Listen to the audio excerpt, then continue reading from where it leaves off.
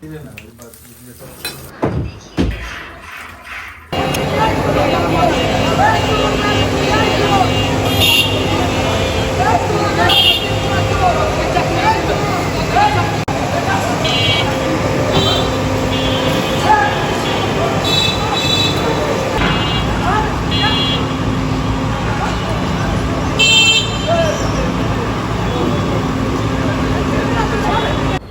সপ্তাহ ধরে কারেন্টের ডিস্টার্ব করছে, তার মধ্যে শনিবার রাত থেকে তো টু মাচ, সারা রাত্র, রবিবার সারা দিন, কি বলবো, কারেন্টের ডিস্টার্ব, তার উপর যদি লাইনম্যানরাই সেভাবে মারামারি করে, বুঝতেই পারছেন আমাদের অবস্থা কি।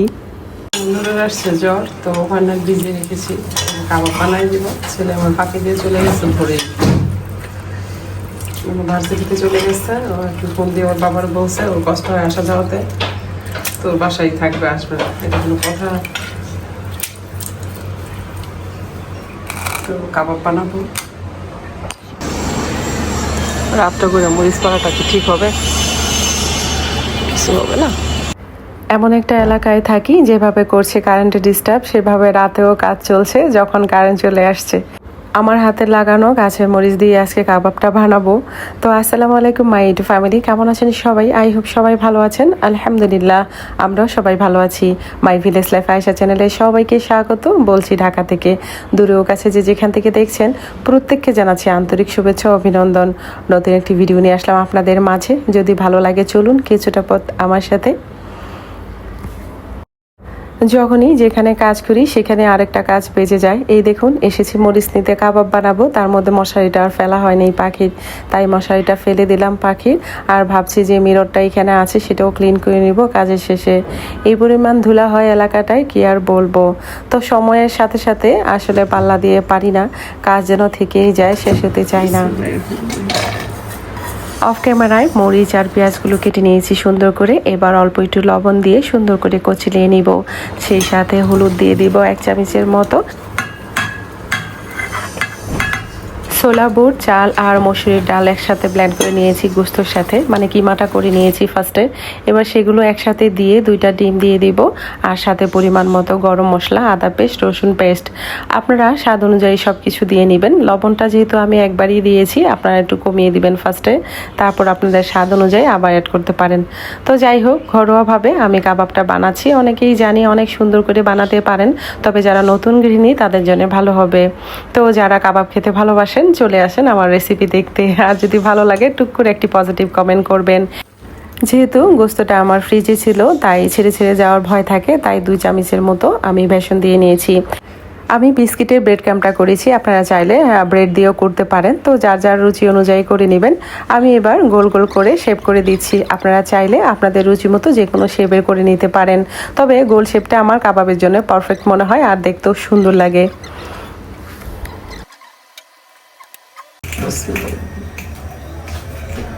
কাবাবের জন্য পিউরিটা করে রেখেছিলাম দিনের বেলাতেই, মানে আসরের ওয়াক্তে, কিন্তু সময় নিয়ে সুন্দর করে করবো ভেবেছিলাম। এর মধ্যে আমার হাজব্যান্ড এসেছে এবং বলেছে প্রচণ্ড পরিমাণে খিদা লেগেছে, তো ওনার জন্যই আসলে অনেক দ্রুত করে প্রসেসটা করা।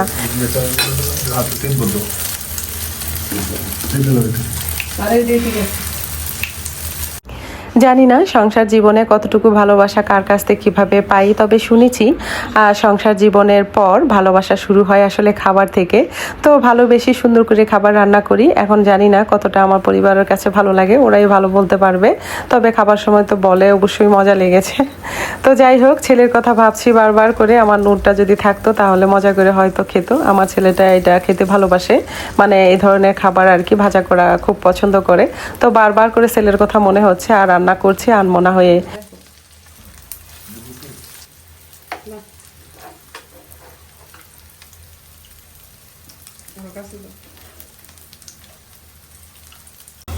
কারেন্ট নাই, ঠিক আছে, অন্ধকারের মধ্যে সব করা গো।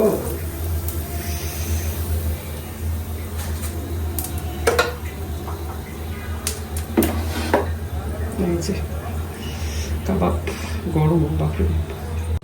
ফাইনালি এখন কারেন্ট এসেছে, তো রাত্র অনেকটাই হয়ে গিয়েছে, মেজাজটা আমার খুব খারাপ আছে। আমি গোসল করব, তবে তার আগে ভাবলাম বেডরুমটা একটুখানি ক্লিন করে নিই।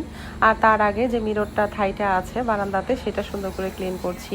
মাঝে মাঝে ক্লিন করি, তবে আশেপাশে যে ধুলা থাকে আর প্রচুর পরিমাণ কনস্ট্রাকশনের কাজ হয় আমার এলাকাটার মধ্যে, যেখানে আমরা ভাড়া থাকি। তো সেই জন্যেই আসলে এত ধুলো জমে, আর প্রতিদিনই প্রায় ক্লিন করি। তবে এই থাইটা প্রতিদিন করা হয় না, আর কয়েকদিন পর পরই আসলে করে থাকি।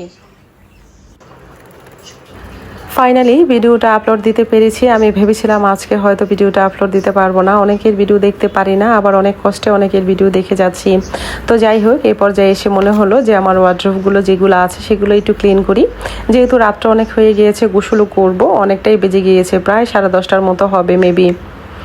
প্রতিটা জিনিসই স্টেপ বাই স্টেপ গুছাচ্ছি, কিন্তু যখন আমি রান্নাঘর থেকে এসেছি তখন কিন্তু আমার এতটা বিরক্ত লেগেছে, কারণ আমার খাট ভর্তি ছিল অনেক কাপড়। তো সেই কাপড়গুলো সুন্দর করে ক্লিন করছিলাম আর অনেকের ভিডিও দেখছিলাম। যদিও মোবাইলে চার্জ একদমই সীমিত ছিল, চার্জ দিয়ে আবার দেখা শুরু করেছি ভিডিও, আর করা শুরু করছি ভিডিওর কাজ।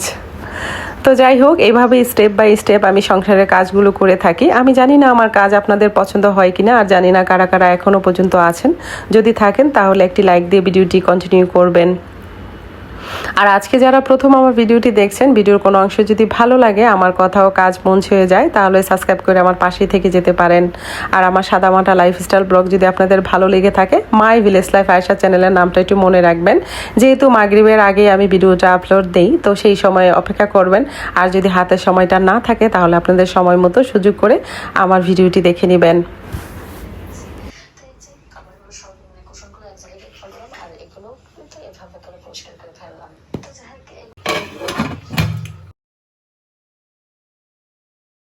পাশাপাশি চলছে রাতের রান্না। আসলে কি করব, স্টেপ বাই স্টেপ সব কাজ তো বুদ্ধি করে করি, মনোযোগ দিয়ে করি, ভালোবেসে করি, তারপরও কাজের সাথে কুলোতে পারি না সময়ের জন্য।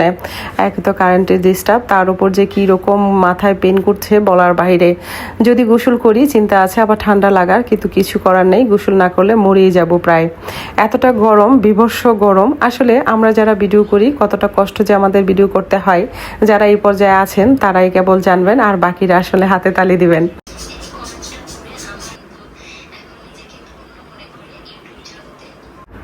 ভাঁজ করার পর আসলে সেভাবে বোঝা যায় না কাপড়ের পরিমাণটা। যদি প্রথমে দেখতে পারতেন তাহলে বুঝতে পারতেন কি পরিমাণ কাপড় যে বিছানাটায় ছিল। রাতের বেলা বিছানাটা এভাবে ক্লিন থাকলে ঘুম কিন্তু নিঃসন্দেহে খুব ভালো আসে। এরপর আর কোনো কাজই করতে পারিনি, কারণ গোসলটা করে নামাজটা পড়ে শুয়ে পড়েছি। আর হ্যাঁ, একটা শর্টস ভিডিও করেছি।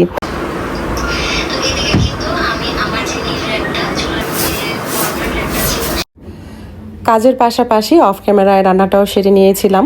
তো এরই মধ্যে রান্না আছে ডান, আর নুরের আব্বু যেহেতু এসে পড়েছে, তো খেয়ে নেবে বাচ্চাদের নিয়ে। এভাবেই কাজের পাশাপাশি অনেকের ভিডিও দেখে থাকি। অনেক সময় কমেন্ট দেওয়া হয়, অনেক সময় হয় না।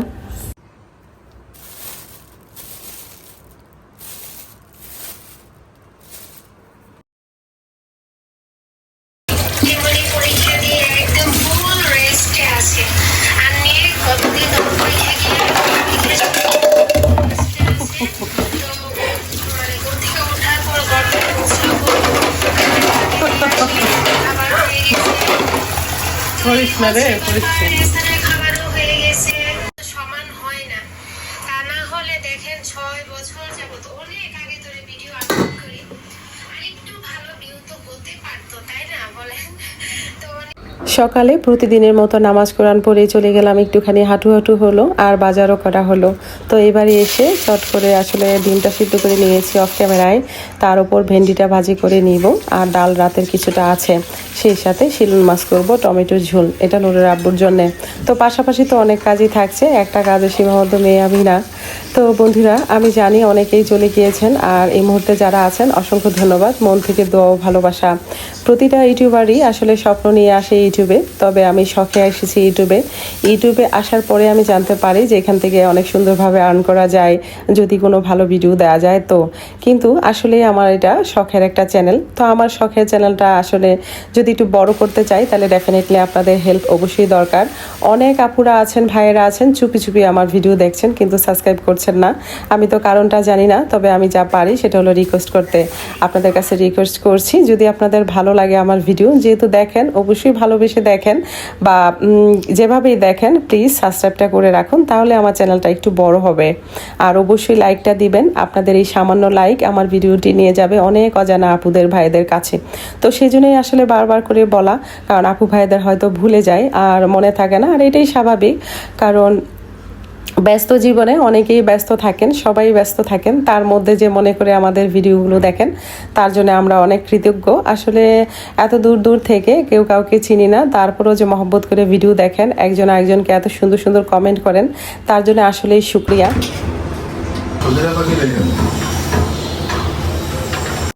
যে কোনো কাজই আসলে ছোট না, আর যদি বাধা আসে পরিবার থেকে তাহলে এটা আসলে অনেক বড় বাধা। কিন্তু পরিবারের মানুষগুলো ঠিকঠাক করে সংসারের কাজ করে মন জুগিয়ে আসলে ইউটিউবিংটা করি। শুরুতে নুরুল আব্বু অত একটা রাজি খুশি ছিলেন না, তবে আমার কাজ আর আমার মেহনত দেখে এখন হয়তো মনে মনে একটু ভাবে যে মেয়েটা আসলে অনেক কষ্টই করে, তার জন্য আসলে আমাকে অনেক সাপোর্টই করে।